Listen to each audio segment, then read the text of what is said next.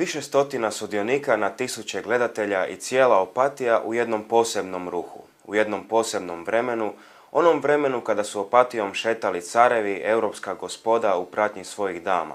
Upravo je tako izgledala Opatija. Cjelodnevna su događanja plijenila pozornost brojnih turista koji nisu iz ruku ispuštali svoje fotoaparate i kamere, kako bi svaki tren ostao zabilježen. Konjske zaprege, ribari, gospoda i sluge, dame u krinolinama, promenada glavnom ulicom, glazbeni programi samo su dio onoga što su organizatori ponudili domaćinima i njihovim brojnim gostima. Središnji trenutak dogodio se u subotnju večer kada je skoro 5000 gledatelja promatralo glazbeno-scenski spektakl Carmen Silva, održan na Slatini, a oko 300 sudionika je oduševilo okupljeno mnoštvo. Spektakl je donio presjek jednog vremena kada se u Opatiji rađala jedna posebna ljubav, kada se živjelo jedno drugo vrijeme.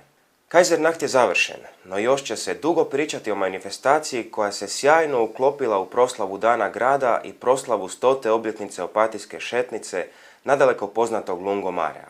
Opatija zasigurno ima još jedan brend, ali i smjernicu koju valja pratiti u promišljanju turističke ponude Stare Dame.